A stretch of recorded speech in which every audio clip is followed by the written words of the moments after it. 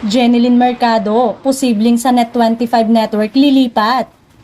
Ilang linggo na rin ang usap-usapan ang paglipat ng aktres na si Jenilyn Mercado, asawa ni Dennis Trillo sa Kapamilya Network dahil sa hindi pag-renew ng kampo ng management niya sa Kapuso Network.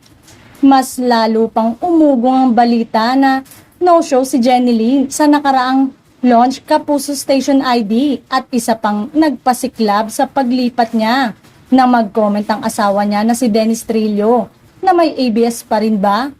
Ngunit pinabulaanan ulit ng kampo ni na Jenilyn ang paglipat dahil hindi ito maibigay ang demand nila ng Kapamilya Network sa mga hinihingi nito sa maging bagong kontrata ni Jenilyn sa nasabing network.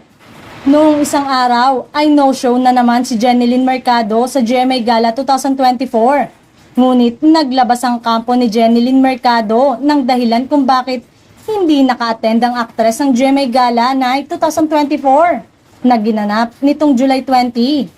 Maraming netizen ang naghahanap sa aktres dahil mag-isang dumating sa event ang asawa niyang si Dennis Trillo. Pero may mga lumalabas din na balita na in process of negotiation ngayon ang management ni Jenilyn Mercado sa Net25 na si Wilma Galvante naman ang isa sa mga executive doon na dating executive din ng Kapuso Network ng matagal na panahon at malapit na manager ni Jenilyn.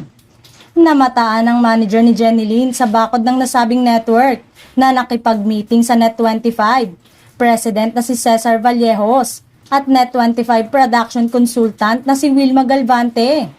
Isang malaking project na naman ang pagbibidahan daw ng aktres na pagtatambalan nila ng kilalang aktor sa Net25.